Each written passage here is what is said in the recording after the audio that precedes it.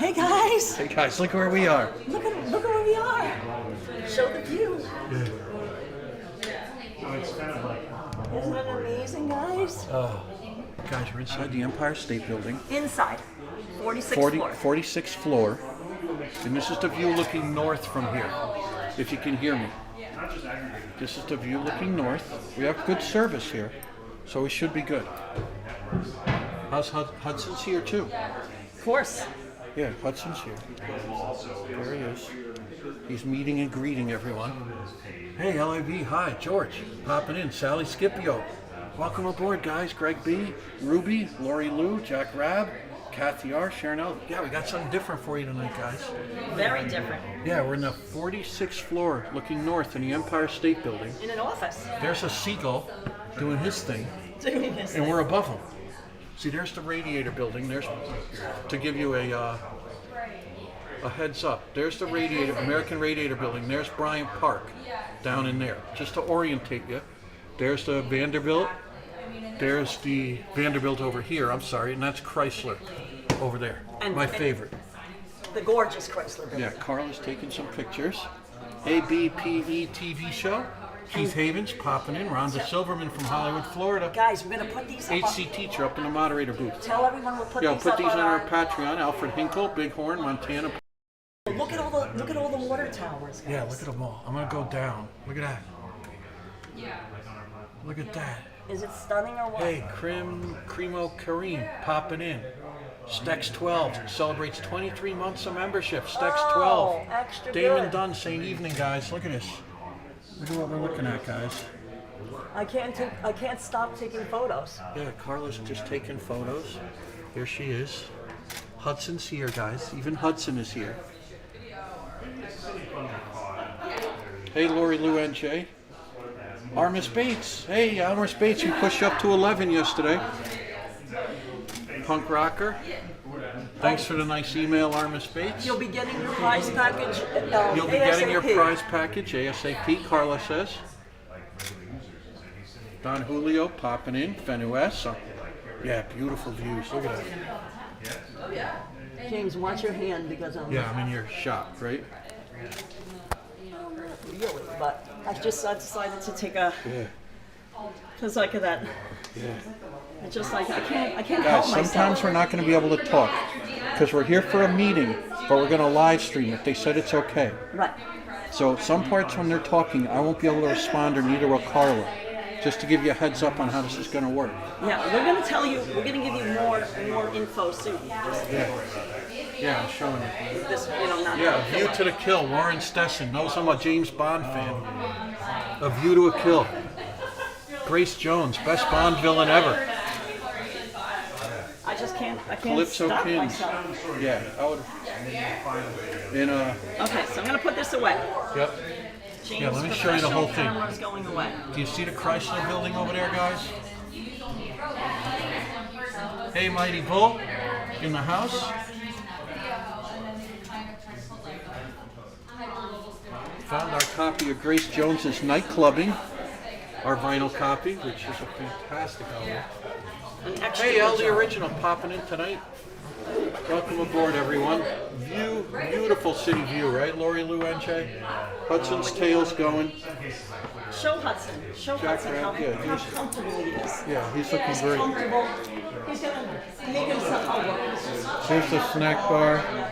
Yeah, snack bar. What is it for Hudson? He's helping himself.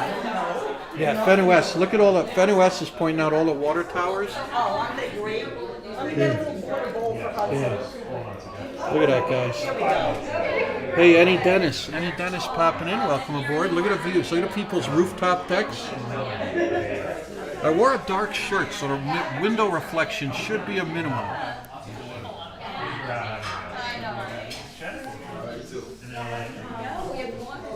Welcome aboard tonight, guys. We're on 34th and 5th. Miracle on 34th Street, Empire State Building, 46th floor. In case you're popping in. I got for Hudson. Oh, nice. You gotta have Hudson taken care of. Hudson's got his Bonnie Bonbon bowl. Hudson's not taking, Oh, thanks, Sharon L. Most of you. No, we're inside Victoria. We're inside the Empire State Building. So just like if you were in Paris and you were in the Eiffel Tower, you wouldn't see the Eiffel Tower. We're inside on the 46th floor of the Empire State Building. Look what Hudson found. Hudson found assorted fruit Mott's treats. But that's why, hey look, one of the water towers down there, the lid is open. Hey Cayenne Maria, no throwing pennies off the roof. Ed Paque's heard that folklore story. They're little gummies. Oh, little gummies, fruit gummies. Nice. Would you like one? Sure, yeah. Ah. Broccoli says fruit gummies are fine. Honey, it's a carrot. Nice. Little carrot fruit gummy. Hey, she clicks bricks. Loving the view. Everybody's loving it. LD Original loves those fruit snacks. Here's Carla right here. Let's keep showing the view for a minute. Guys, the meeting is supposed to start at 6:30. So after that, we may not be able to talk, right, hon? That's right. Guys. But we thought we'd show you. Here, show the guys. So guys, Okay. we're here. Hudson's here. We're here for a meeting, and we're going to be live streaming the entire meeting. I don't know if you can hear me. I don't want to. I know there's a lot of talking in the background. We're going to be live streaming the entire meeting, but we wanted to share with you the glorious view because this is a view. Primo Karim from Algeria, watching the view from the Empire State Building. Hey, Karim. Can we see our apartment? No, we're facing the wrong direction. We live This south is of north. here. We live south. What? We live south of here, so we can't show you where we live. But look at that. Isn't it a fabulous view? James, do you think I should get another one from here? Like this way, or you think it's too reflectile? It's too angled. Too angled, okay. Here's Hudson. The tail is going, he's happy. Of course, Hudson goes everywhere with us. But look at this fabulous view. We just wanted to share this with you because this is something, even if you were to visit the Empire State Building, you can only go to the 86th floor observatory or their 100, what is it, 100? Go closer to the window. Yeah, the 104th, I think. The 104th.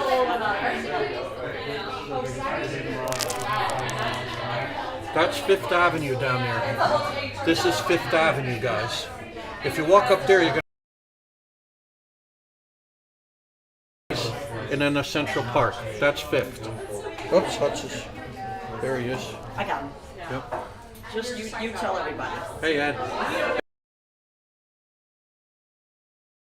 CUK girl in the house, Damon Dunn, 102. So you can, 102, Damon Dunn. Right, 86th or 102nd floor. If you want to visit the Empire State Building as a tourist, you can buy tickets. Look at all the people out on the radiator floor. building. Yes, go. Let's zoom in. Yeah, here. I'll zoom in. I got it. Guys, there's the American Radio Building. And look at all the folks on top of it. That's the one that's right on the south side of Bryant Park. Let me zoom out. That we have to solve. Look at that. There's the Chrysler. Hey, AC teacher saying sending hugs to Hudson. Sharon L. So guys, I'm going to give you some fun factoids about the Empire State Building. Did you know that the Empire State Building and has so many offices that it has its own zip code? Yes, the Empire State Building has its own zip code. Another fun fact is it's the 4th tallest building in New York City. 4th tallest building in New York City. Number 4. The 4th tallest.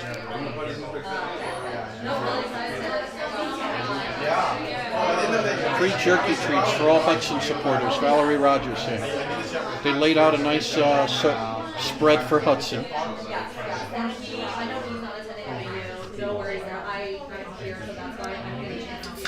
The Empire State Building stands 1,250 feet tall. That's counting the spire and its antenna. It's 1,454 feet. So it's currently the 4th tallest building in New York City, the 6th tallest in the United States, and the 40th tallest building in the entire world. And if you were to take the step observatory, you'd have to close in 872. Hudson would not enjoy that. And do you know that of the top 5 tallest buildings in New York City, it's the oldest. We are now in the oldest, tallest building. Of the top 5 tallest buildings in New York City, the Empire State Building is the oldest. Construction began in 1930, and guess what, guys? They finished it in 1 year. 1 year. Just 13 months. 13 months. Yeah, that iconic picture of the workers sitting on the beam. Yeah.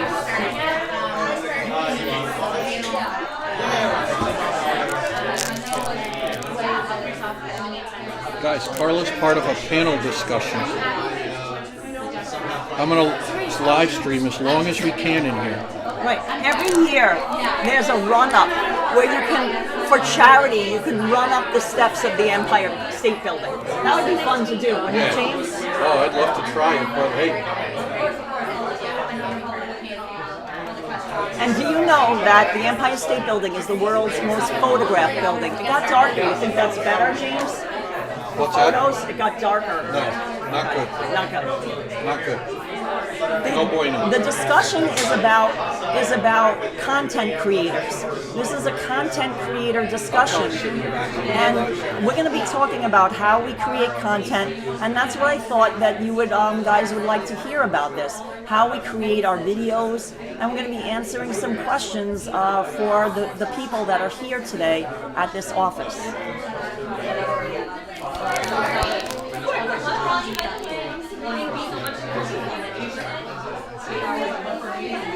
Guys, here's the scene. James, do you want any? No, I'm okay. I can always make myself a tea, a hot tea. Oh yeah, you want to? No, I'm good. Yeah, we thought BP Pet TV show. We thought you guys would enjoy it, and we're like, oh, we got to show them. And we just love this building. Yeah, grab a bunch of it.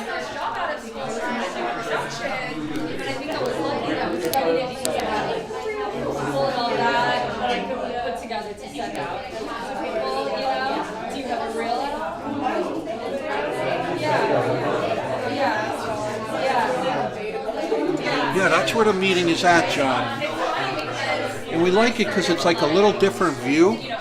And that's going up 6th Avenue there. That's the Radio City area. Hudson found this, but I don't know what this is. Oh, I don't know what that is. Try it. Throw it in your bag. I don't think they'd like it. No, we'll try it though. Karla just found some seaweed.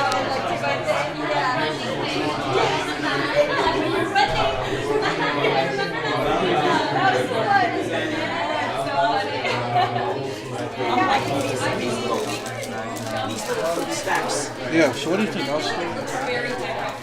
Yeah. Because it'd be silly, like I could sit up front, but it'd be silly to be that Show close. all the water towers. Yeah, look at them all. Guys, count how many water towers are right in here. It's crazy. Absolutely crazy. What is this? You eat them, I don't eat them.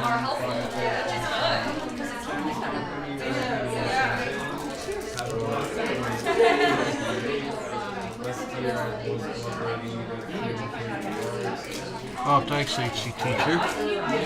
Guys, just a gorgeous, I mean, I'm just mesmerized by the view. Anytime me and Karla have a chance to check out a view, we're there.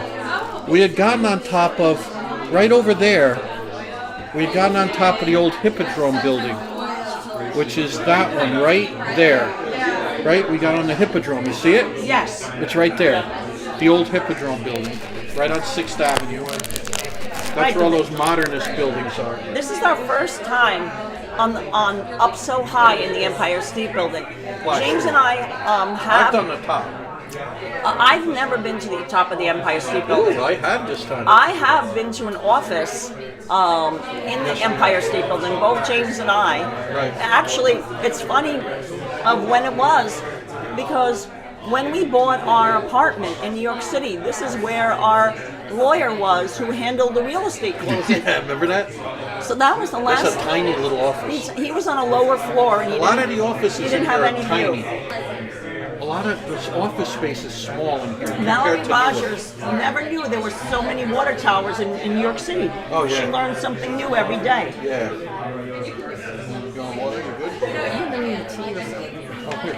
I'm gonna make myself a tea or something. All right, yeah, go do that before we start. Yeah. Carla's going to go make a tea over at the commissary. They have a little spread set up for us. Yeah, sure, no, we love it. The firm I worked for used to have their Christmas parties in the City Corp building. Oh, Jack Rabb, that's right. Say behind, let's say behind MetLife, I would guess. If you headed up Madison. Madison's the next one over. That must have been fun. They say that building moves a little bit. Hey, did you guys see when we live streamed from the seaport the other day? We showed a building under construction, looking west.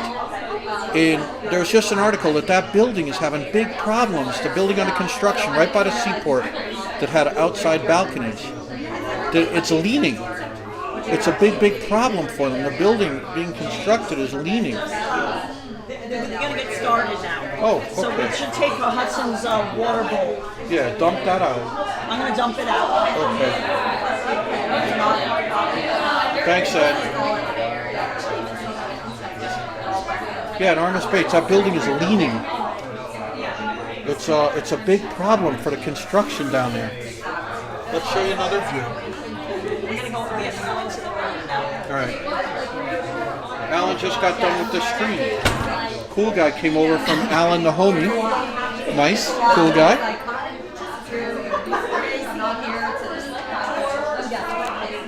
Where are we going, in that room over there? Yes, we are. Okay, let So me, you put this on your yeah, back. hold Huds, because you'll probably bring Hudson with you, or I'll hold Huds.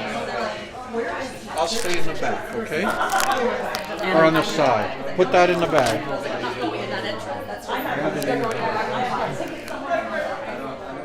Here we are. Here we are. We don't have any reporters on staff. We have some editors, but all the news is aggregated.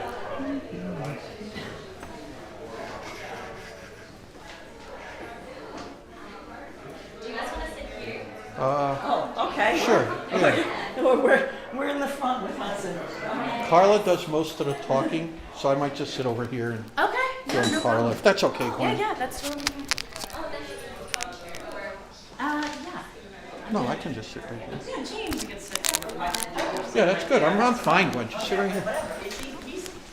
Yep. I'm sitting on something. He's very friendly. You don't have to worry about it. Okay. I know he's big, but he doesn't do anything. He just watches over business. So guys, I'm not going to talk during the stream. I'm just going to let you watch Carla in Hudson. Hey, Daryl from Chicago, popping in. Welcome aboard, Daryl. You're tangled in my bag, sweetheart.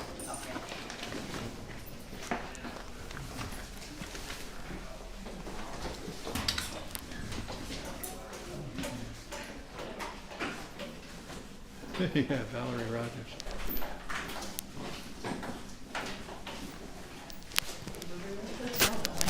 Yeah.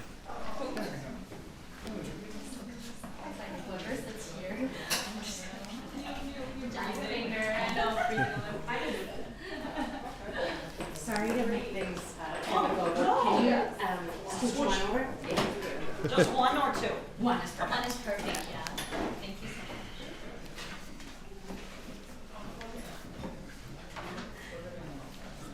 Yeah, thanks for checking in, Corinne.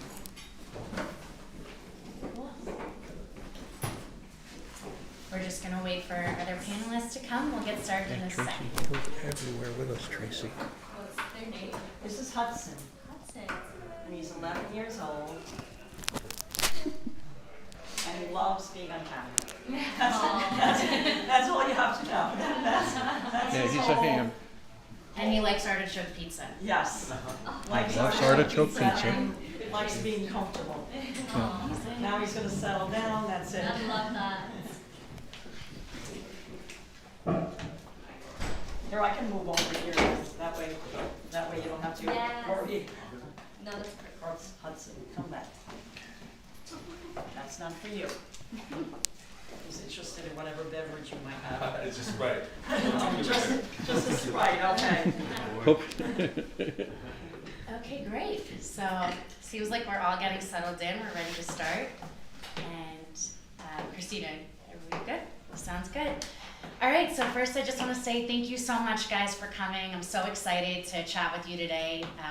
I'm a New York native. New York has a special place in my heart, and these truly are the gold star creators when it comes to covering every inch of the city. For those of you who don't know, NewsBreak was founded in 2015 and is now the country's leading local news app. And before I kind of tell you a little bit more about NewsBreak, I just want to let you know that we try to connect communities with vital information and news, and we do this in a few different ways. One is with our relationships with our established publishers, and the other is with our content creator program that these guys are a part of. And before we launch into it, I want to introduce you to my colleague Ronnie, who is super instrumental in helping me organize this event, and I'm eternally grateful for her. So Ronnie leads the content programming team here at NewsBreak, and she handles everything from breaking news to top national headlines. She has a background in multimedia and broadcast journalism. And not only is she an expert in content design and is always curating and highlighting the best content NewsBreak has to offer, but she's always ready to step in and do additional reporting where it's needed. Recently, she covered the tragic Monterey Park shooting that occurred earlier this year, capturing moving and impactful video from a vigil held for the victims, as well as the 2022 midterm elections. She's a true storyteller with an eye for the stories that matter. Prior to NewsBreak, she worked as an on-air reporter at Phoenix TV and as a video production assistant at the United Nations. She's also a proud alum of Columbia Journalism School. Outside of work, you can find her dancing, snowboarding, and playing tennis. Right now, you guys could be anywhere right now, but you're here with me, so I'm so grateful. And before I start, I also want everyone to give a round of applause to Gwen. She put so much effort, love, and heart into this event, literally including carrying these chairs up here, 3 at a time. So thank you so much. Without you, this wouldn't have happened at all. All for the games. So a little bit about Gwen before I start also. She's a senior content program manager here at NewsBreak, where she works to connect local content creators like you guys and journalists to our audiences. So very important work that she's doing. Previously, Gwen worked for Twitter on the curation team, and she used to be a senior reporter and editor for news outlets like NBC News and The Insider. So really well known. Gwen actually holds degrees from Northwestern and Columbia Journalism School. I know there are a lot of alums here tonight, so go Lion. She knows her way around. If you have any questions about places to eat, bookstores to go to, she will be the best person to go to, along with our panelists. And in her free time, she loves trying local restaurants, as I said, and bookstores. And she loves taking her labradoodle Paloma on walks around the city. Paloma and Hudson need a play date. Yes. You would love her. Thank you so much, Ronnie, for the intro. As Ronnie said, I love this city I call home, which is a big part of the reason why I'm so excited to introduce you to our amazing NYC area content creators and talk more in depth about covering this great city. So, just some background information. There aren't a lot of local newspapers left. I'm pretty sure you know this because you don't spend your mornings parsing through the paper, right? You go to your phone and that's how you find your information, right? In the last 4 years, more than 360 newspapers have closed, and in most of these places there are no replacements. So that means source in their area. And even in places with newspapers, these newspapers are getting cut left and right, so these staff members are getting cut, the coverage is getting stopped. getting cut, and that's leaving a lot of people without access to essential news. Which leads us to the big question that so many people are trying to work on and trying to understand. How do we build a sustainable local news framework so that people can be informed about what's going on in their communities, connect with their neighbors, and lead better lives? NewsBreak believes that one of the ways we can do this is by empowering local content creators to share the stories that matter the most to their audiences. Our content creator program boosts hundreds of creators from all across the country, and tonight we want to introduce you to some of our very best from New York City. We're going to have a panel discussion about their process, tips, and tricks, and how they've helped fill the void left by vanishing traditional news publishers, followed by a Q&A where we'll take questions from live and virtual audiences. Then we'll have some time to connect and network over food and drinks in the next room. So without further ado, I want to introduce you to Ed Garcia Conde, the founder of Welcome to the Bronx, the borough's largest independent news. I have spent the last few days reading his stories, and he covers everything to dispel these negative stereotypes that are super limiting, and just broaden people's minds about different areas of the city. He covers everything from the city's housing crisis to covering recent dolphin sightings in the Bronx River, believe it or not. He is incredibly accomplished. In 2015, Ed and Welcome to the Bronx were recognized by New York City's Historic District Council as a friend in the media for their riding his bicycle across the Bronx and New York City, documenting his beloved hometown.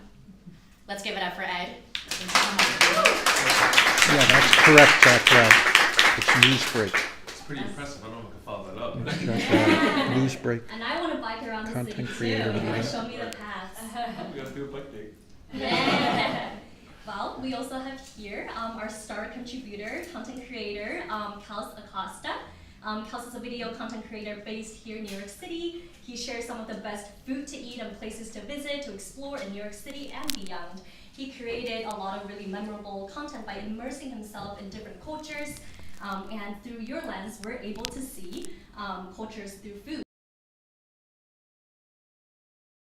Korean street food, and there's Caribbean comfort meals, everything, French toast, everything you can think of. He's tried it. So also a really great person to go to if you want food recommendations.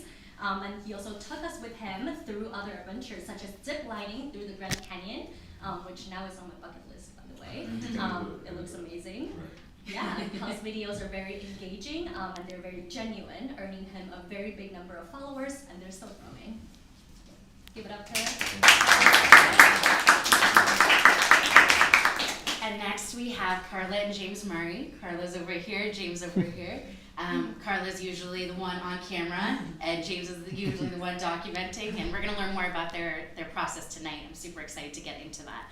But one of the things I love about this panel is everyone represents different aspects of the city, different areas of coverage, and Karla and James really take the cake when it comes to covering mom and pop businesses and small businesses.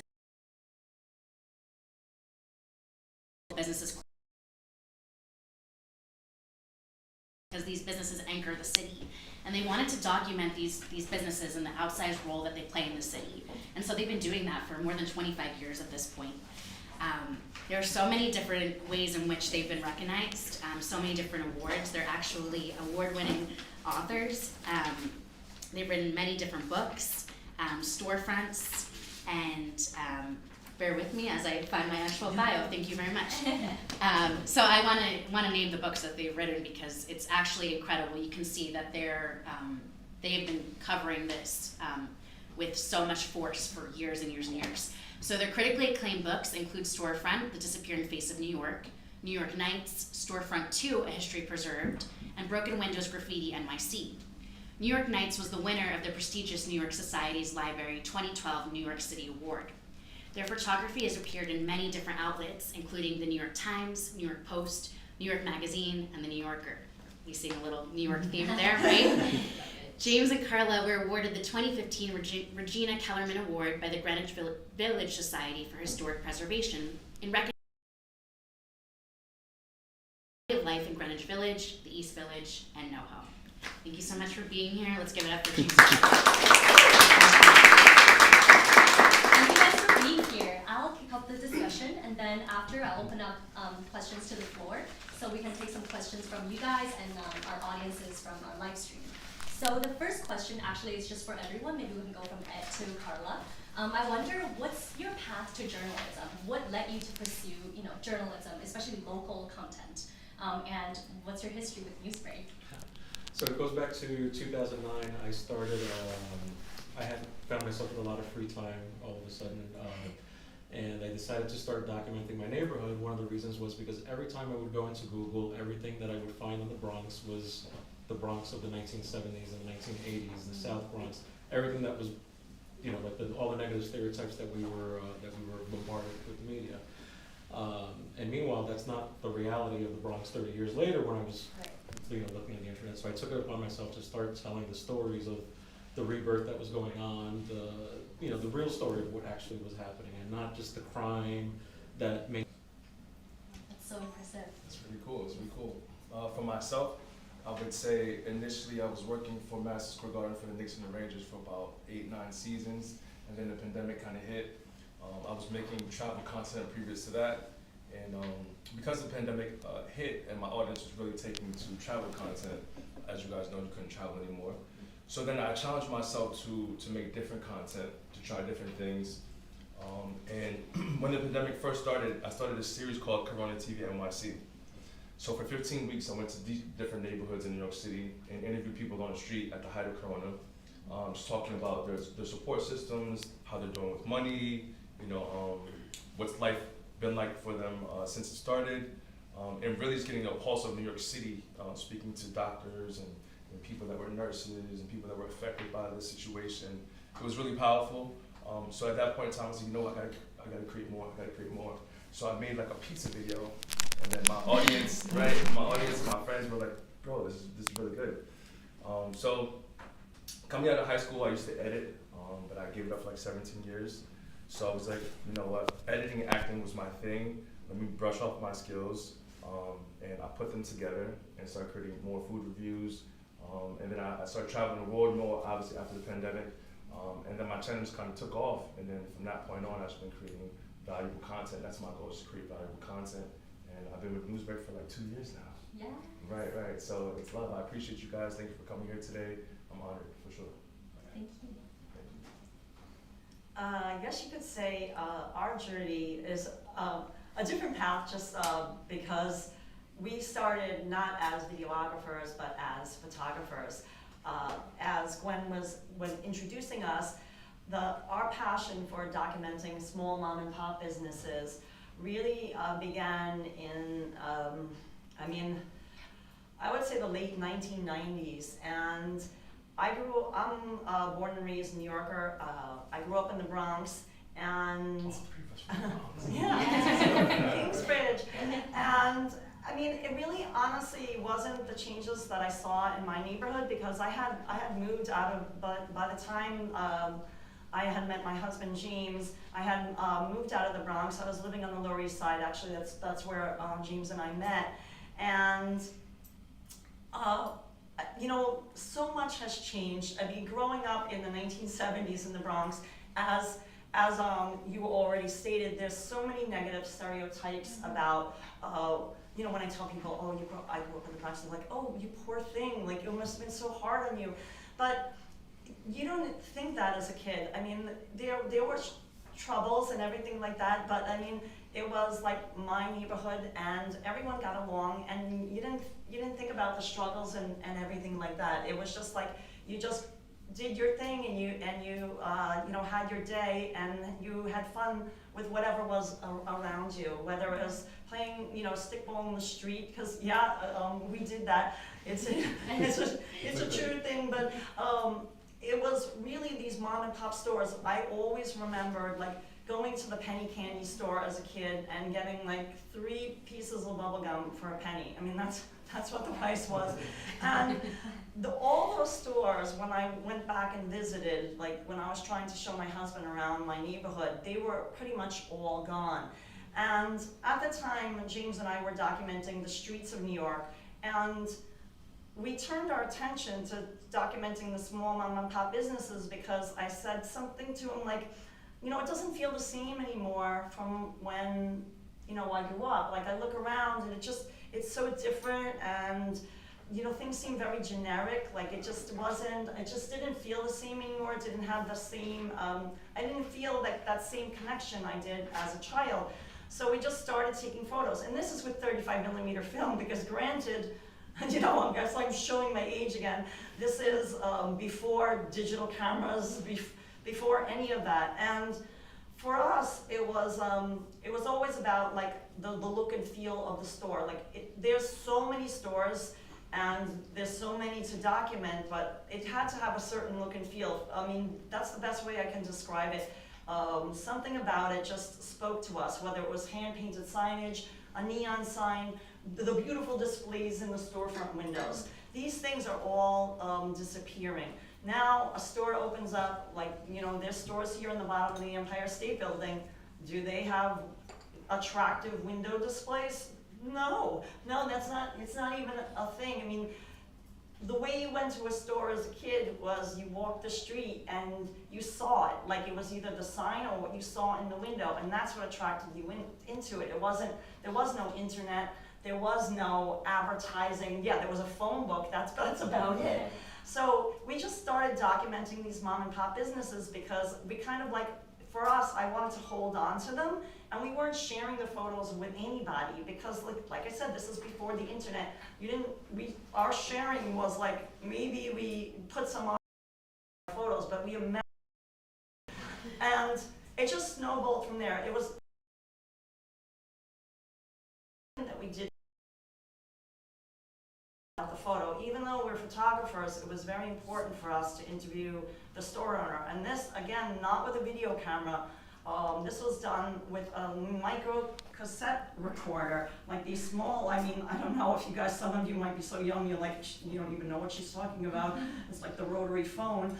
It's these like tiny little micro cassettes, and you used to record the conversations. We even had a regular size cassette one at one point too.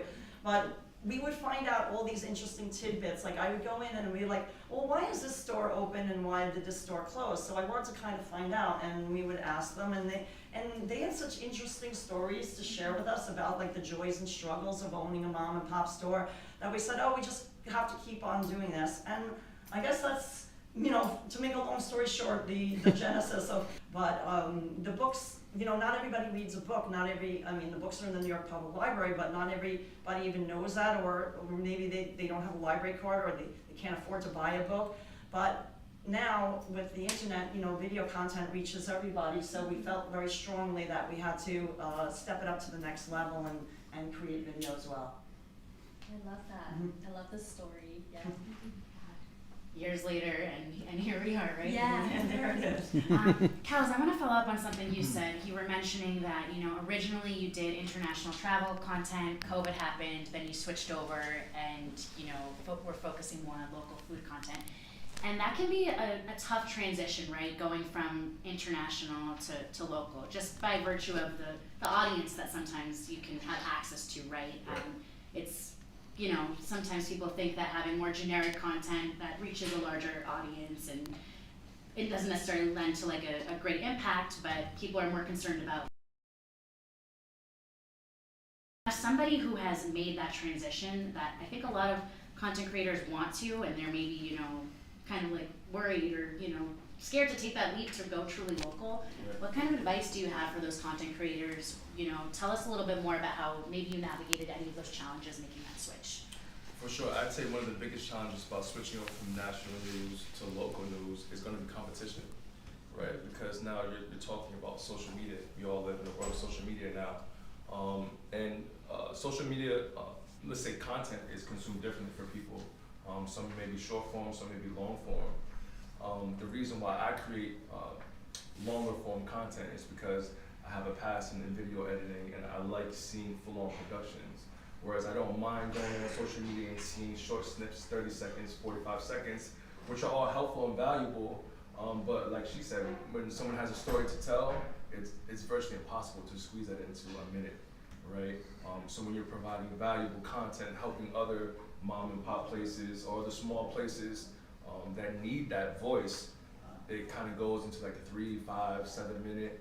And I would say that NewsBreak has been so instrumental in being able to share these stories, because You know, other platforms is just, it lives in a Xander zone. You just put it out there, you never know what's gonna happen.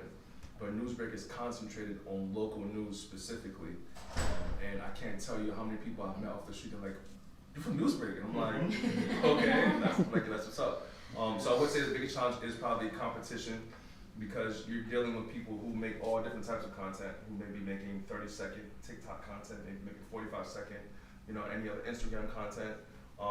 But what I say, one way to navigate through that is being flexible with your approach, right? Taking something and being eclectic with it, but also having a sense of being authentic, right? And then when you mix those two, you start creating your own style, and people start recognizing, okay, that's Kel's, you know, that's Kel's video, stuff like that. And right, because I love watch that movie, you know. You can see people's faces like you're in the theater, like, you know, once the trailer stops, you hear people, I gotta go see that. I wanna see that. You know? So having that feeling, I love that feeling. So creating short form and long form content is valuable in its own. I would say just be flexible with your approach and learn to be eclectic and authentic at the same time. Yeah. Thank you. That's so great. I love how you talked about local stories. I want to turn the gear to Ed. Also a question about local story, because your stories cover such a variety of topics. It's from affordable housing to lottery winners to Bronx residents running marathon.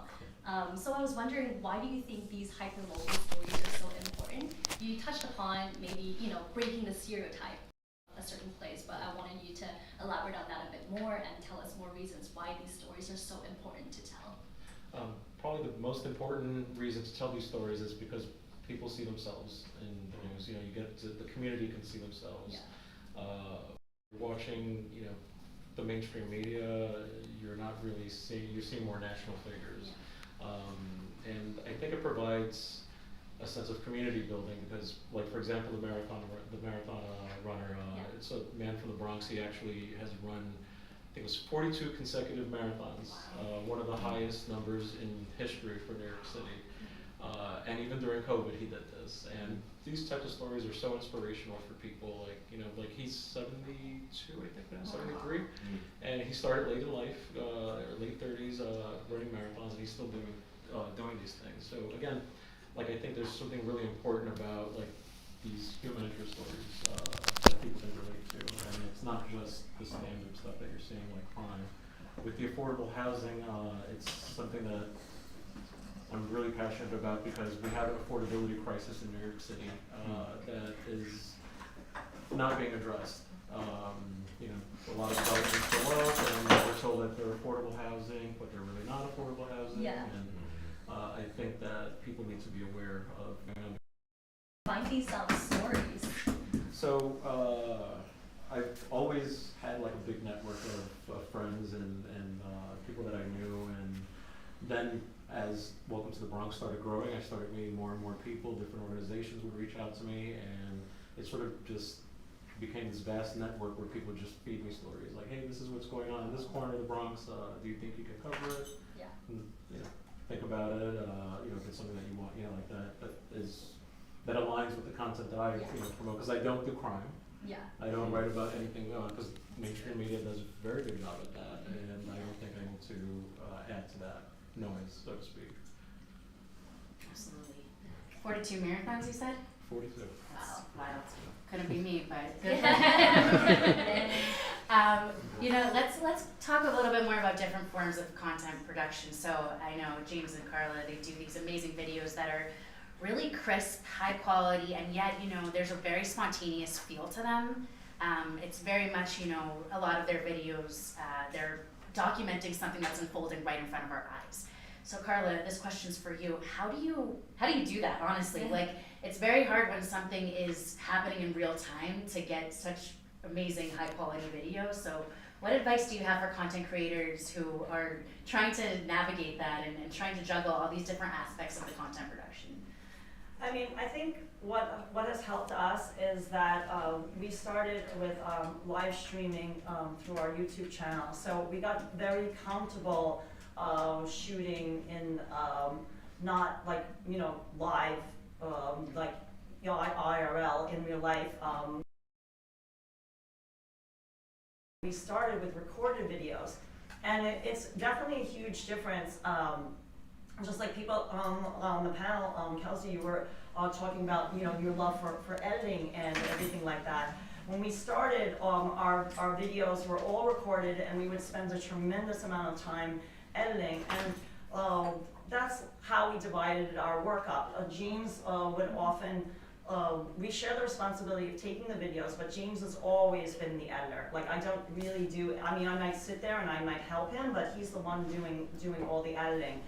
But there's a big difference, a big divide between shooting IRL and shooting recorded videos, and that's the factor that you just don't know. I mean, you can say, okay, I'm going to go out there and I'm going to, you have some place in mind. Like, I'm just going to, for instance, I'm going to go to Central Park, and I'm going to just go to the band shell, and I'm going to see what's going on. And maybe you'll be able to shoot a video, maybe something will be happening, maybe not. And that's the thing with live video. You don't know unless it's an event like a parade or something like that, which we do cover. I mean, that's like a given that something is going to happen on that particular day. So the best advice I could say is to just probably maybe have a plan in mind of where you want to go, but you have to just let it happen, because that's the thing with live video. You can't say, okay, I'm going to make a video today, because you might go out there and there's nothing going on. I mean, it could be, the weather could turn, and your idea for your Central Park video is just out the window because it started pouring rain and everybody left. But you just have to adapt, and that can be in a video in itself. Then you say, wow, look how beautiful and empty Central Park is in the rain. So there's your other video. Now you switch from something in your mind, okay, I'm going to create this, and you adapt and you create something else. So as much as you like to plan, prepare for the unexpected. James and I like to say that we make it look very simple, but things behind the scenes are much more difficult. Yeah, prepare for the best, but also be ready for the worst. Exactly. Exactly. Yeah. Right, or hope for the best, but prepare for the worst. Yes. That's another way of looking at it. Yeah, I love that.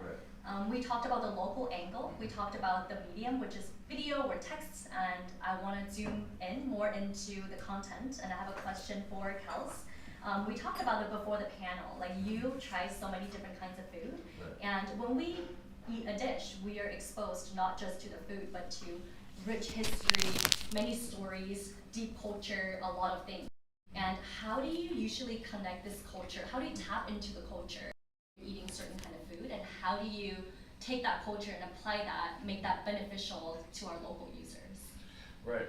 Well, that ties in very well with traveling. My love for traveling. I'm an avid traveler, and being able to know the differences in the beliefs or the customary things they do. I take that into these places. So if I went into one place and I know a little bit of German, and I started speaking German, the guy said, "You know German, bro?" And I'm like, "Yeah." So I love being a sponge and learning from people to be able to then pay it forward and show other people how you can resonate with a different culture. But that process, I actually love going out and researching different types of places. Some may be trendy, some may be mom and pop places, some may be hidden gems. But through that research, I look for reviews, I look for what people are saying, I look for how I could create more value for them. I look to see if they have any type of social media presence.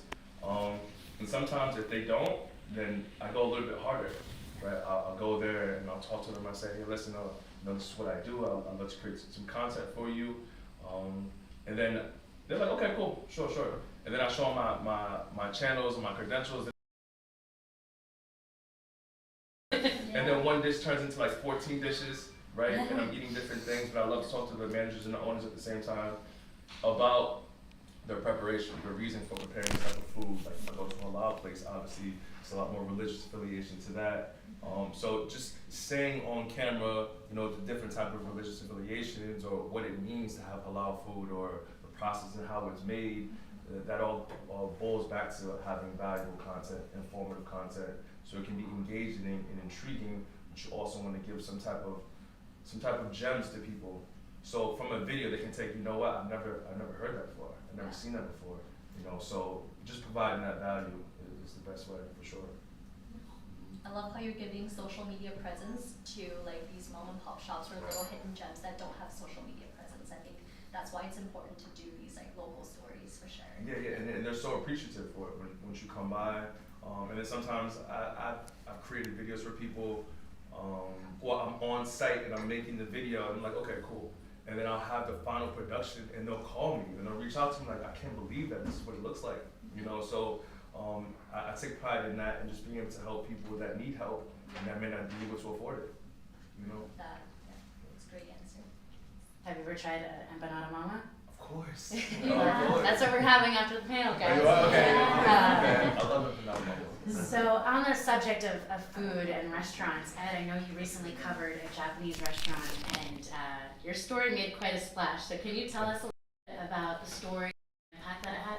Sure. So there was a Japanese restaurant that actually opened yesterday in the Bronx, and I had done the menu tasting last week, and I published the story yesterday morning. It opened up they were opening at 4 o'clock, and I shared it with my friend at 8 o'clock.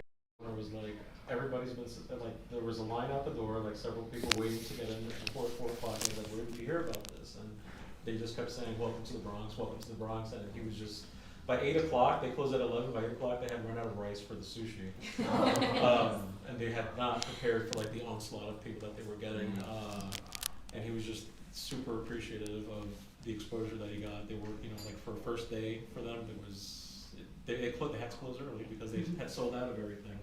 And it's like those type of things that's what I love. Like as much like you were saying, you know, like helping out the small businesses and getting those, you know, the word out, especially. Like if you write something, people know like, okay, maybe I should take a look. And that's the feedback that I got from people that were there. They just kept telling me like, oh no, we saw that you wrote about it. We're going. And I love, you know, more than ever now, especially after COVID, small businesses, especially restaurants in New York City, they need all the help that they can get. And if we can do that as content creators, then, you know, let's go for it. You two are my trusted sources for all things restaurants. Ed, you know, you have covered the Bronx for so long, you know it inside and out. So you recently wrote a story about, you know, things that other people might not know about the Bronx. I'm curious, you know, in all of your reporting and all of your coverage, what have you learned about the Bronx? What have you been most surprised to find out about your home?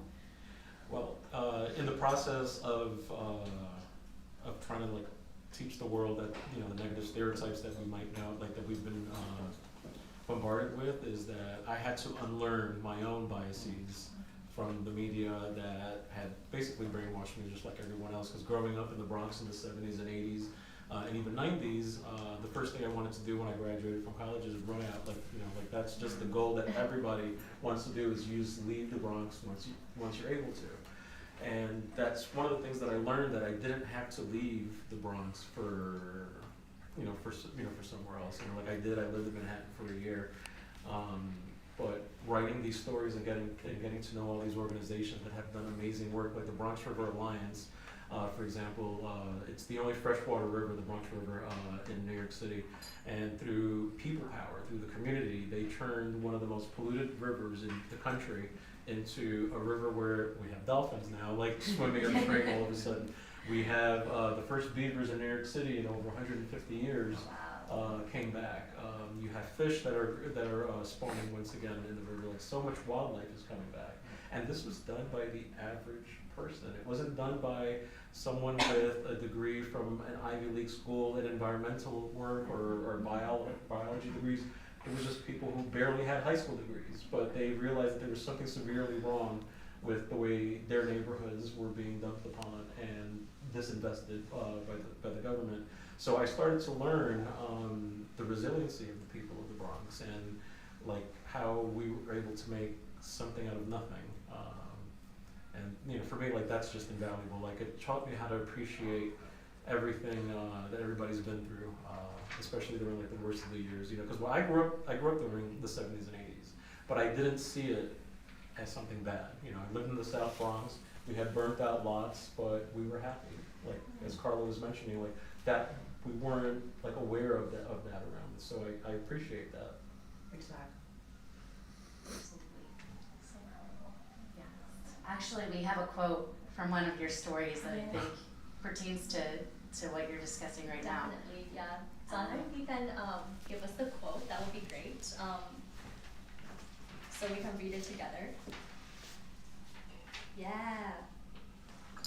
Yeah, we wanted you to elaborate a bit more about this because that's what we do, right? Journalists, we really contribute to our community. We benefit, we like think of the people when we're doing our work. So I also wanted to kind of open the floor, like have everyone talk about this, like how is your work bringing people together as a community? And maybe we can start with that since the quote is up there. So, as you know, New York City real estate interests, they're very famous for rebranding neighborhoods and changing the history by adding names that, you know, like for example, Spanish Harlem, like they want to call it Spaha many times. And so in the Bronx, they were trying to do that to the South Bronx for Sobro. And when I wrote this, I just let my tongue flow, and I really like just basically giving a lashing to the real estate industry because there was a really inflammatory event that happened in the South Bronx. You had one of the biggest developers, as a matter of fact, one of the developers owned the Empire State Building. He was one of the owners at the time, the Cheesry Group. Multi-billionaires, they came to the South Bronx waterfront, and a background for anybody who doesn't know, the South Bronx is the poorest congressional district in the country, where the median income in our district is barely $27,000 a year. And these billionaire developers came with a plan to rebrand the part of the South Bronx to call it the Piano District, to make it really nice. And they were going to build like luxury towers. And this was basically my response to, you know, to the developers and all that movement that was happening. And actually, some of it was quoted in the New York Times because of that. Because when that party happened, like we were infuriated in the Bronx. You know, especially people who didn't even live in the Bronx anymore. It's appalling. Yeah. It was just, and right outside the party, you actually had homeless people trying to basically survive, and there were homeless people with garbage cans like on fire because they needed the heat, and inside you had celebrities, A-list celebrities, literally a few feet away from them. And that was one of my responses to the entire, like, it was just appalling. People like myself and other organizations and other bloggers that were mad, we were the ones that caused that ruckus for the mainstream media to actually like act and say Community with your work. ladies first. Well, for us, being spearheading the you know, trying to bring into the limelight these small mom and pop businesses. I mean, really, a all-consuming thing of ours for like well over 25 years, and to us, these small mom and pop stores, we like to call them mom and pop stores. Maybe some of you aren't familiar with the term, but it's because we live above the store name. But it really pertains to any small, independently owned business. And the government of New York City always says they're pro small business. Is in place.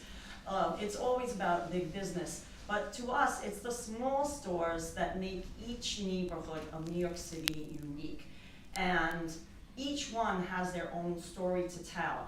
And James and I, that's when you see things. And there's been many times that we have said, we have like a particular street in mind, but we get sidetracked, and that's the fun, where the fun begins. It's always finding these little gems, these little hidden away places that maybe nobody ever heard of, but to us are the stars of the neighborhood. And we would find like a whole host of characters hanging out at them, and much not, or go to the candy store, and the owner could tell you everyone's name that lives on the block and who lived there before, their parents, their grandparents, and everything about them, what street to go to, what street not to go to, what time you should be walking around, and everything like that, and God knows what in between. You know, where should you get your hair cut? Ask the candy store owner.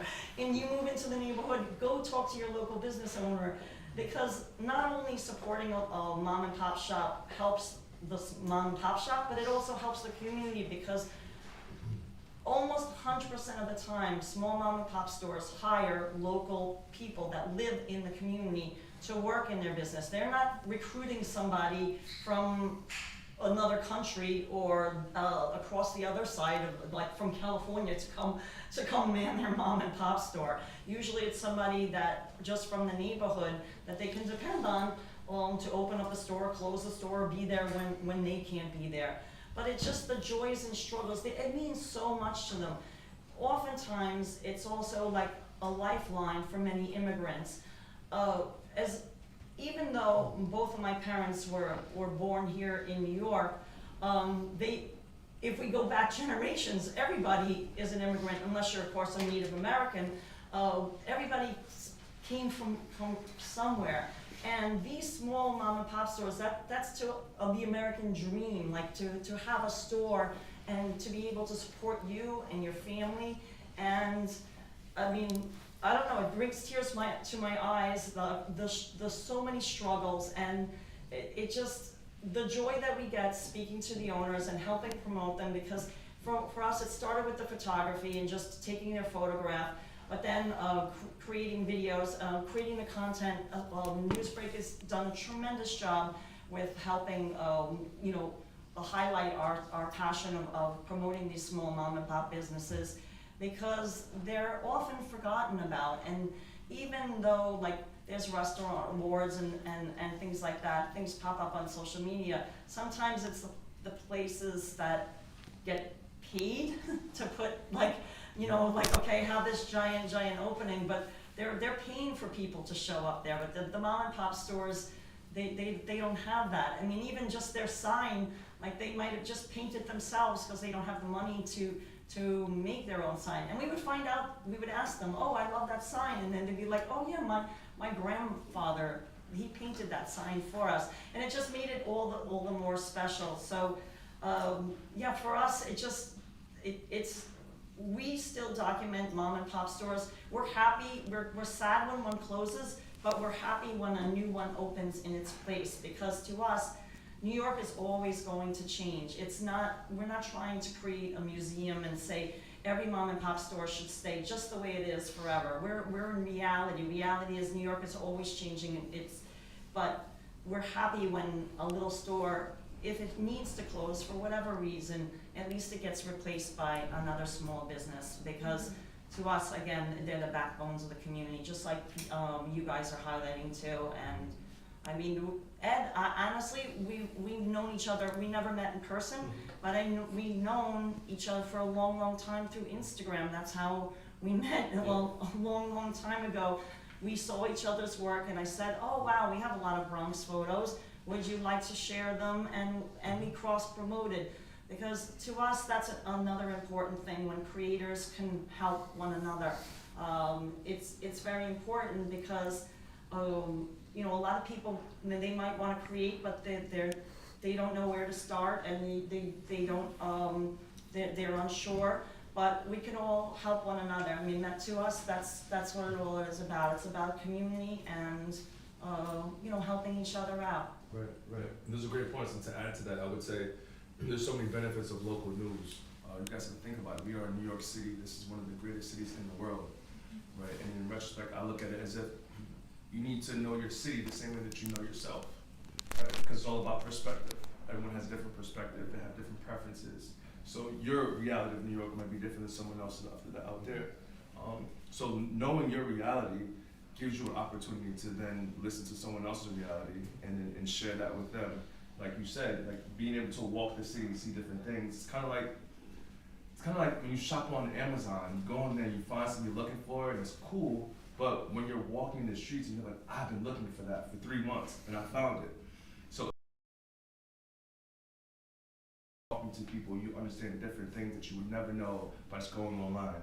And that's what we do. We go out, we hit the streets, we talk places, but your eyes, deceive you sometimes, but the feeling is always there. So if you walk by a place and you can see there's so much excitement, and people outside, they're talking about it and they're creating content, it's like, okay, this place is going to be something special, you know. So many benefits to local news, but you have to know your city the same way you know yourself, for sure. Mm-hmm.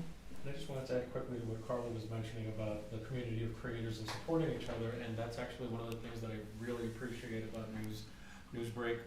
You know, you have the forum where content creators can actually share ideas together or figure things out, you know, and then also the fact that we can email you guys, like that is invaluable. Like there are no other platforms that we have such direct access, you know, just for any problems that we might be having or feedback that we need.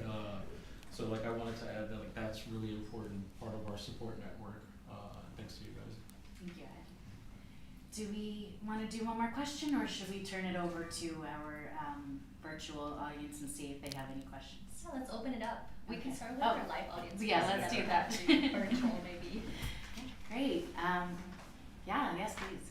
Thank you for sharing your stories, and I have questions. And since you are independent journalism, I want to know for the journalism. Yes. That's a great question. That's a great question. I think as a creator, it's very important to understand first and foremost how to create content, right? It's important to collaborate, and obviously at some point you want to monetize, right? So being able to monetize off of your work is everything. And I speak from experience that I've had situations where I've created content and they've reached out to me and say, hey, you know, we like what you're making, you know, can we have a video call? Can we further discuss, you know, your brand and how it aligns with our brand? And then you kind of compromise, and you understand that they need authentic and original and genuine content, and you can't really get that from other places. So to reiterate what I said before, creating valuable content is very important. A lot of these bigger companies, if they were to shoot one of our videos, they need like 3-4 cameramen, they need like two light people, right? You need one sound guy, you need somebody over to tell them don't walk in front of the set, right? You need somebody to write the episode, to film it, to direct it, to post-production. And so what we do is very special and it's important because it's only one or two, or you know, in some cases three, or three in this case, right? So these companies see this and they're like, wait, I can pay an eighth of the price, you know, and I can afford great, you know, valuable content. So just being able to understand your value, understanding what the other brands are looking for, and being able to transform yourself into something bigger than what you currently are. For example, I pitched an idea to Smorgasburg. I don't know if you guys are familiar with Smorgasburg. It's a food festival. And last year, we did a collab series with them. And basically, I pitched them an idea. They came to me and said, you know what? We like your Instagram. Can you make us some promo videos? Timeline for like a week, 2 weeks, and it's gone after that. I said, you need ongoing content that's going to bring people in. It's going to intrigue them, give them some information, and make them feel like they learned something about you. So I pitched them a 6-part series. It was called 4 minutes long. They have 3 different locations here in New York. At each location, they have about 30 different vendors. I choose 2 different vendors at that particular food festival. I go to them and I talk to them about, you know, how they got started, you know, the aspirations. We'd highlight their food, and I do a quick food review, right? 2 minutes for each vendor, but each episode is like 4 minutes long. So I found a way to take short form content and long form content and combine it, and so people see. If you guys have ever seen like the food channel, you see the one guy who goes around to the food festivals and he tries the food and he sits with the guy and they show you how to make it. Like that was one of my inspirations. I was like, I've seen that a million times. I can do that, you know. So I pitched them the 6-part series. They loved it, and now they're gonna bring me on the marketing team. And that's just a way of being able to take what you're doing, align with the company's brand, and then you can just transform into something else. For sure. Absolutely. Awesome. I have a question. Hi guys, thanks for your time. Really just wonderful and refreshing. Your insights are awesome. I'm wondering, I so admire what each of you have been able to do in sort of like creating your own roles, you know, and just sort of like feeding space that you thought needed content, right? What are some tools you could suggest to us that you've been able to use to kind of differentiate your content? You know, is it using YouTube? Is it using specific just people happening to resonate with what it is you're putting out there? What makes what you're doing different than what everyone else is doing? I mean, for me, I can tell you, what works for me is using all social media. And then I also have a Facebook group. Besides the Facebook page, I created a Facebook group specifically for Welcome to the Bronx. And that was actually because I monitor a lot of, like, just look at the content of all the Facebook groups in the Bronx that are Bronx related. And I was a little dissatisfied with the quality because everyone was always posting memes and, you know, good morning everyone. And I'm like, that's not what I want. So I created a group where people can actually share news articles from wherever source. They can share their memories if they wanted to, or any issues. So it's a group where past and present Bronxites can get together, and that's actually also one of the places where I can get story ideas as well. So I would use like places like that are out there, like social media to help further like your brand, like to differentiate yourself. Yeah. You know, there are definitely spaces out there. And I would like to add, for us, it's always about having consistent style. You can, I guess our Instagram would be our most viewed platform, where we have a very consistent style in our photography. We have a very straight, linear approach into how we photograph things, and it's a hallmark. And it's been that way for many, many years. People look at us and they know that, okay, that's a James and Karla photo. They can just tell by looking at it now.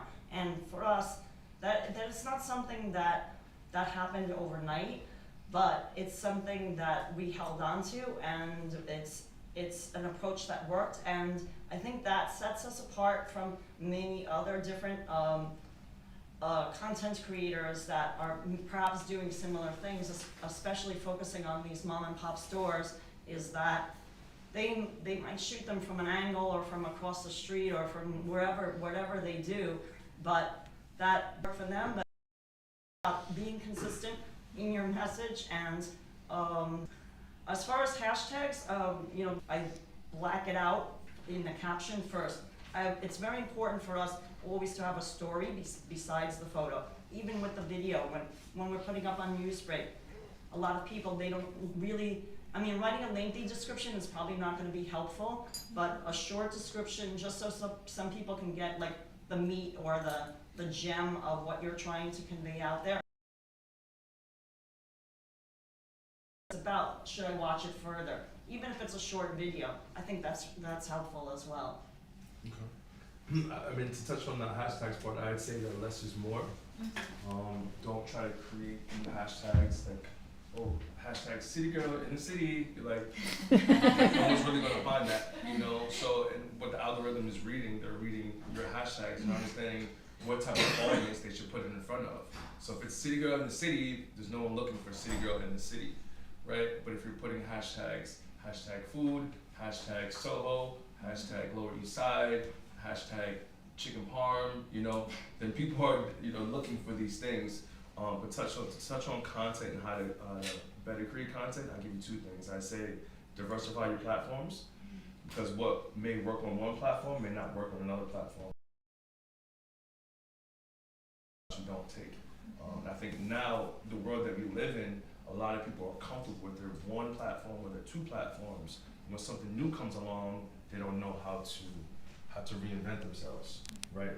So diversify your platforms, and I also say collaborate, right? Collaboration is one of the best ways to get in front of other audiences and to understand people from a different perspective.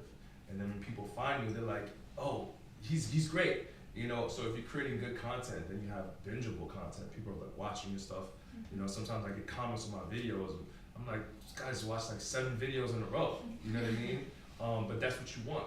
You want to create good content that matters to people, and is what they're looking for. So diversify your platforms and collaborate for sure. We also I second that with the diversification of platforms, because every time something comes up, I'm like, oh, another one. But that there's going to be someone there that, like there are going to be people that are going to be there that you're not going to find elsewhere. True. So, yeah, I totally agree with that. Very true. We also have binged your videos. You guys with other people. We were watching them like one by one. They're also interesting. Okay. So it's couldn't stop when you started. NewsBreak family. So Yes. Yeah. So thank you for all the great questions. We have Christina in the back actually live streaming the event. Is there any questions from our virtual audiences? Yes, We I have a couple. To start, as creators, what are your favorite methods for finding important news in your communities? NewsBreak. NewsBreak is my only way of finding news in my local community. I would say walking constantly. I mean, in New York, it's easy to do. If you live elsewhere, I understand it's you know, you have to have a car. No one walks around. I guess in like LA or somebody, everybody has a car there. But for us, just keep your eyes open and always have your camera ready. In this day and age, your camera phone is fine. You don't need fancy equipment. That's something James and I have said from the very, very beginning. We started out with, I mean, even when we started out with our film camera, it was not an expensive camera. We saved money and over the years bettered our equipment, but that wasn't until we became professional. You know, when we're just starting out, it's the equipment's not important. Don't let anyone tell you otherwise. They're just trying to sell you something. Use what you have. It doesn't matter even if it has a little grain. Grain can be cool. Just use what you have. Don't invest a lot. That can come later. Just always bring whatever you have. And nowadays, everyone really has their camera phone ready. Just be ready to shoot, and don't feel like, especially if you're not feeling comfortable taking a video like out in public. Don't be afraid. When you're out on the street, you know, be respectful to people. Don't you know, be showing their face if they're doing something that you think that they wouldn't want but film. But smile and be approachable, and you can ask them, hey, do you mind you know, me filming you? If it's a street musician or something like that. I mean, you know, sometimes, yeah, they expect a tip, but not always. If you tell them what you're doing and just say, hey, I'd like to highlight you. I have this platform, NewsBreak or whatever. I can maybe bring you some audience. I'll show your Venmo. I'll show you ways people can donate. Would you mind if I filmed you for a few seconds? If you ask, I am sure that people almost always will say yes. So don't be afraid. Is the best advice I can give you. And just, you know, just keep on going out there. Always have your phone ready. No, I agree with the walking around through the neighborhood, although I do more cycling nowadays, so when cycling through the neighborhood, you get to see more. And again, Facebook, there's a whole different generation, a big generation gap now with Facebook, but it's now basically like a bulletin board. So you have a lot of people that have hyper-local groups dedicated to neighborhoods, to streets, to blocks, to the whole borough. Monitor those groups and see what's going on. You know, so monitor those channels. Definitely walk around your neighborhoods, walk around other neighborhoods. I would say, because there's so much to see in New York City, you can't see it in a week, 2 weeks, a year, 2 years. So maybe pick a particular neighborhood and then master that neighborhood and then move on. For me, for the longest time, I used to work on the Lower East Side in Soho, but I was always confused, like, where's Mulberry? Where's Mott Street? Like, I don't know which way it is. So, but learning these neighborhoods, you learn how to navigate, and before you know, when someone asks you a question, like, oh, Mott, go straight, make a right, and you'll see like 2 ramen places, you'll see a pizza spot, you know, but that information is so valuable because I can't tell you how many times I've met people that flown thousands of miles to come to New York City, and I asked what they did, and they said, oh, bro, I went to Olive Garden. Or, you know, or I went to Applebee's, you know, and it's like, no shade on them, I've been there before, but it's like, come on, man. You know, so knowing your city and being able to help people, it's gonna help them so much more than you think, for sure. Yeah, and being from LA, like here in New York, you can walk everywhere and see so much as you're walking, because in LA, no one's on the street. Like, you don't really see people. You see a lot of cars, and it feels less, you know, you feel less connected to like the city, the streets. But yeah, here you can see everything happening right in front of your eyes, and it's such a privilege to be able to walk around and see everything happening, document it. So yeah, exactly. If you ask, you say, what's the best pizza spot on this block, they're gonna tell you. You know, if you go there and you try it, it's not good, then you know not to go there again. Yeah. But yeah, the answers are right in front of you, for sure. the walking part of New York City, that's the beauty of New York. You have thousands of stories walking right by you. Right. Every Yeah. minute, everywhere you go, you Yeah. turn this way and that way, so yeah. Yeah. Right. Such a beautiful city. And yeah, I think we'll save all the questions for a bit later. For our virtual audiences, we actually have all of their account names on our PowerPoint. So feel free to reach out to any of the creators and panelists if you have any other questions. So yeah, I just want to thank everyone again for being here today. I know like we come from many different places, and you might be a creator, you might be a journalist.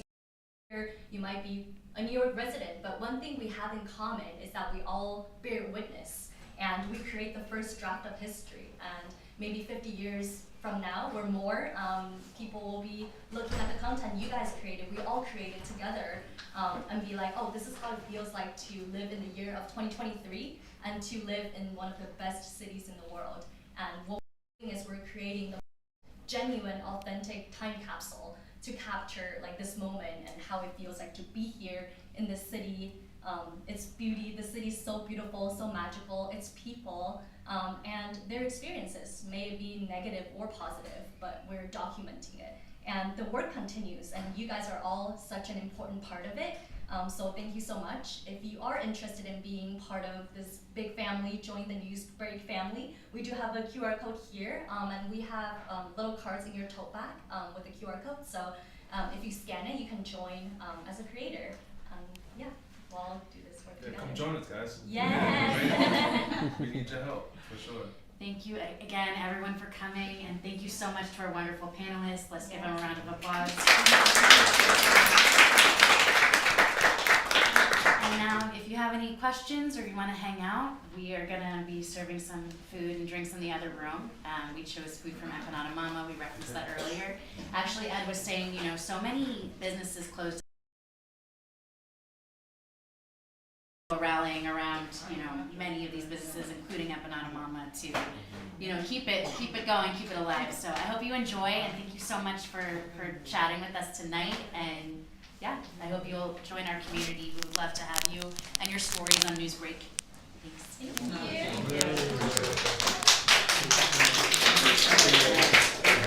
Thanks. Thanks for hanging out, guys.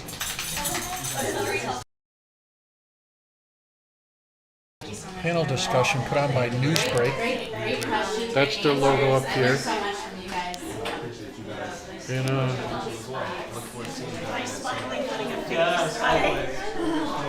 thanks to Nat. Thanks. Friendship Lights. Here's Carla. So guys, thanks so much for Yeah, let me show the view. watching. Everyone's like, Yeah, show the view, James. yeah.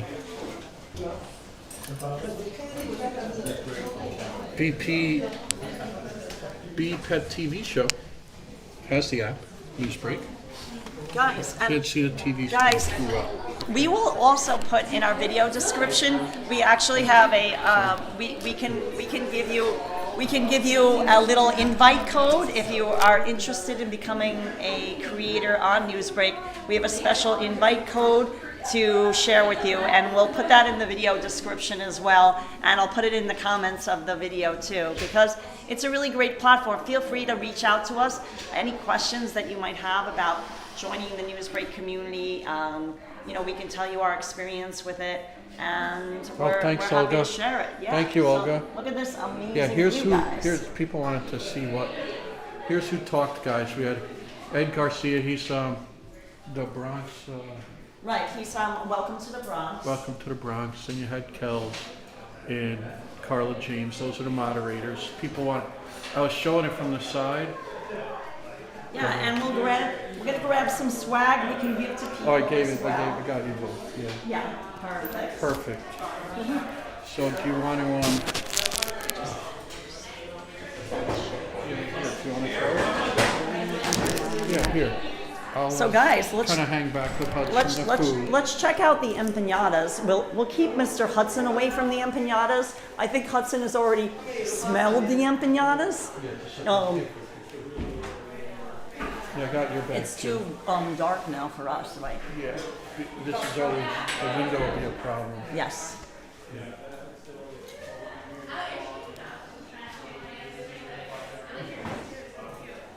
Yeah, so I hope you guys found that informational.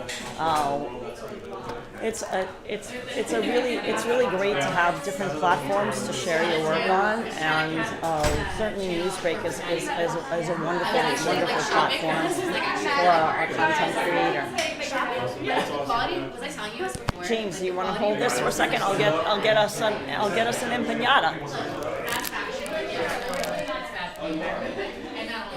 So guys, here we are in floor 46 of the, this is NewsBreak. Floor 46 of the Empire State Building. It's getting dark outside, so you're going to notice more reflections on the window. Thanks for listening, guys, and thanks for hanging out. And just kind of, we thought we'd bring you something different, show you what we've been up to.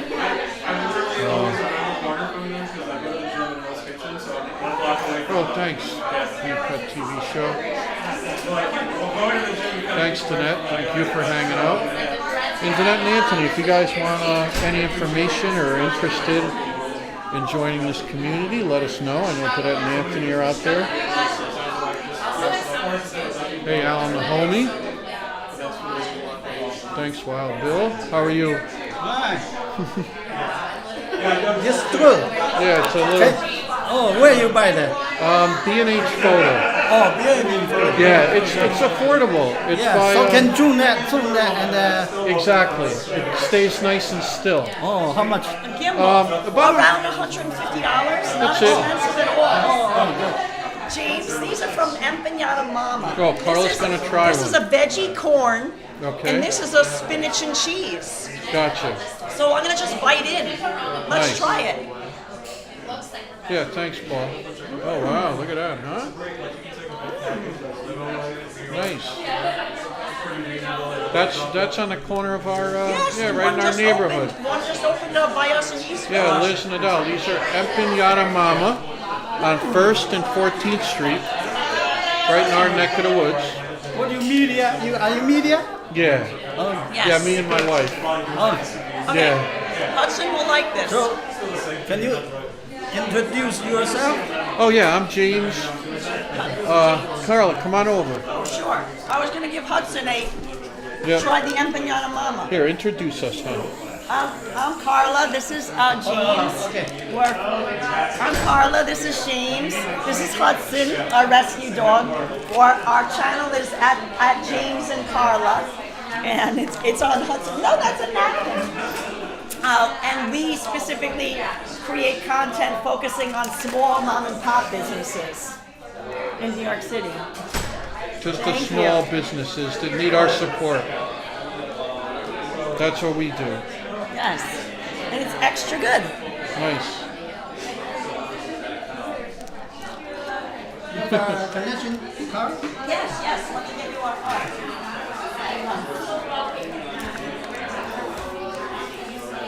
Hudson liked the empanada. Uh-oh. Let me put this over here, away from Hudson. That's good, yeah. Hold on, James. Oh, it's in your back. Oh, wait, here it goes. Your got backpack. it? Your backpack. Oh, what are you looking for? Card. Oh, we're going to give you our card. We, okay, good. Our dog is like the scariest people like dogs. How about you? Are you in the media also? I'm a media. Nice. Oh, excellent. Same thing. Nice. Oh, nice. Peace TV and YouTube. Oh, Oh, YouTube. nice. We're on YouTube as well. Yeah, Peace TV. Yeah, that's a veggie one? Okay. Nice. No. This has some pepper in it, so not good for Hudson. Yeah. He likes the spinach one. Yeah, he likes the spinach. Yes. No, this one's not good for you, Hudson. Should I get Hudson another spinach one? Yeah, he seemed to like that. Okay, hold on. This one's nice for you. Yeah, I'm trying, Lisa UK girl. Carla does much more. I don't know. Carla does a little easier. I guess she finds it easier and does better with, you know. Hey, Ichiko Gardner. Thanks, 100 yen, 1,000 yen. Thanks, Ichiko Gardner. Very nice. Hey, Desi Des. Thanks for the support, Ichiko Gardner. Ichiko. Here's the view.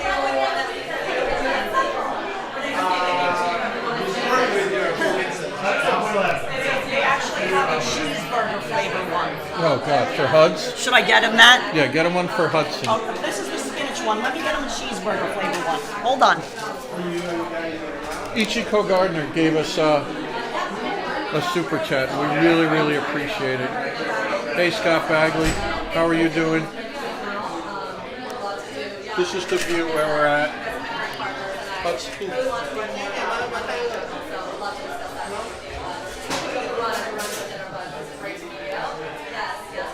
That's the view. Okay, ready?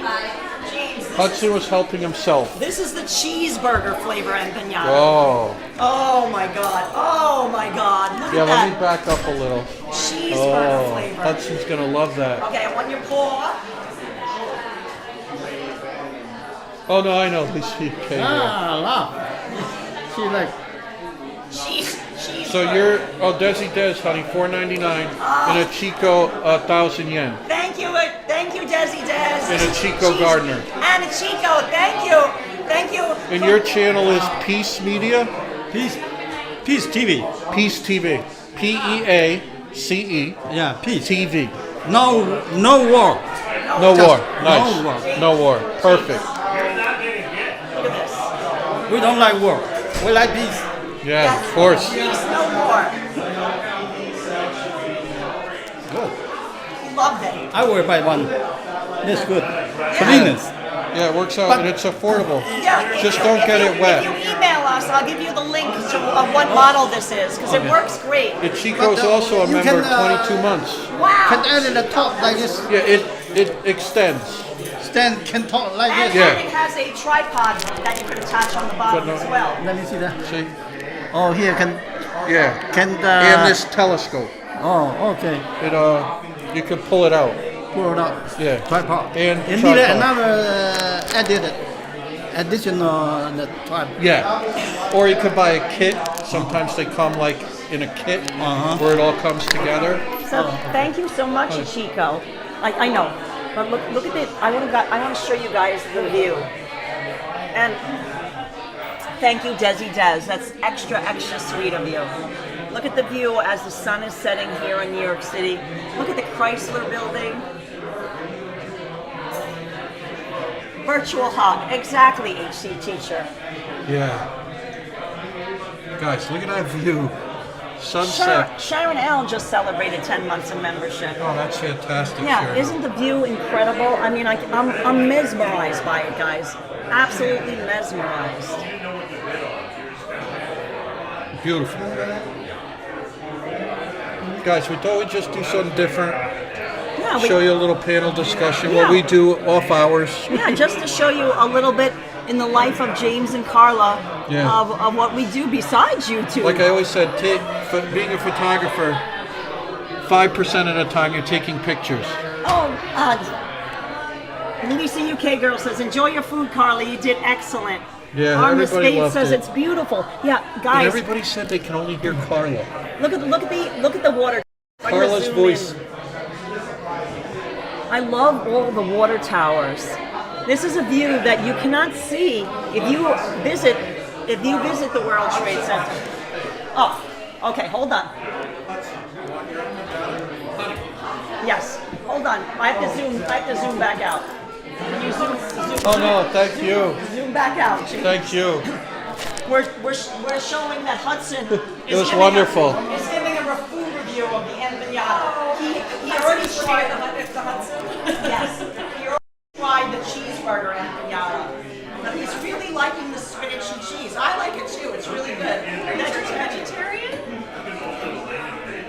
Anything I eat.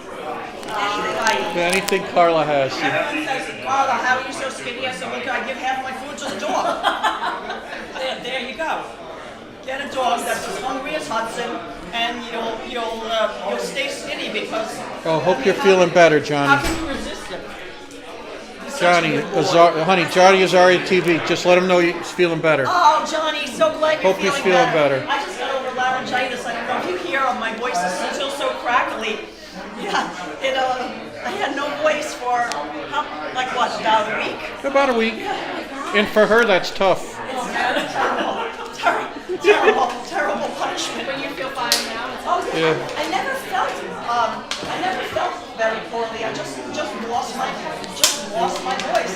It was very sudden. I mean, it just basically what I Huds, one day be I good had boy. it, and then Oh, thank the you, next Johnny. day it went to like I could barely like it was only a whisper would come out. Like no matter how hard. Johnny, I send tried. us an email about this event, And then it was, of course, I overdid it, and then or we'll send you a private message. because you're supposed to stay quiet.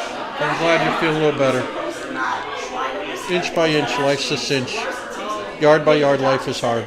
It's more effort to whisper when you use your vocal cords than just try to speak normally if you have to speak, but basically write everything down. And I'm like, oh my god, I ran out of, the pens were all running out of ink. Ash James, you need to go and buy more pens. Oh no. Need water, need tea, more Nah, yeah, it's more hot tea. usually in our house, if it's quiet, something's wrong. Yeah, something's very wrong. Has he always been this chill? Yes, we rescued him at 4 months in Miami because that's a kill shelter. They don't allow his breed in Miami-Dade. So we saw him on the internet and we ran down and got him at 4 months, and now he's 11. And we filmed videos that he, from his perspective too. He has a camera. We moved down. Oh, you saw it. Yeah. But this was fantastic. Thank Yeah, you. this was so wonderful. Really wonderful. Yeah, thank you for inviting us. Yeah, and you have such a beautiful view. I don't think I could get any work done. I would just stare out there. Now you probably don't even see it, right? How long have you guys had this office? Last year. That's a cucumber. That's just, first of all, it's a cucumber. He eats stuff from the floor all the time, so don't worry about that. You know, this is, before we rescued him, he was living on the street, so he's still got that mentality that the sidewalk is his buffet. Yeah. You know? I love his pictures. Oh, thank you. Yeah, why don't So guys, thanks so much. Yeah, thanks, guys. This view is so beautiful. Show the view one more time. Over there, you can get real close. Such a gorgeous view. Look at that, guys. Hudson was watching that guy's food. Exactly.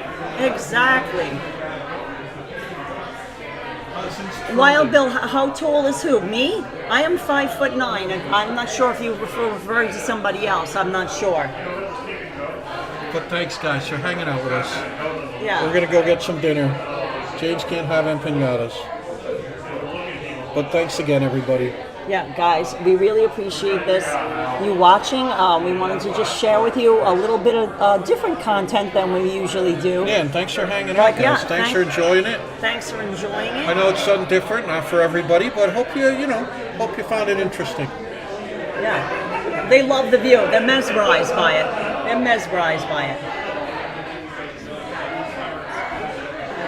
And look at that, our favorite Art Deco building extraordinaire, the Chrysler Building. Let me kind of zoom in on that. Oh yeah, that looks great. Can you zoom in? Sure. Best content, Desi Des says. Thank you, Desi Des. That's very sweet of you. But look at that. This is my favorite little corner with all the, I call it like the mega city. Look at that.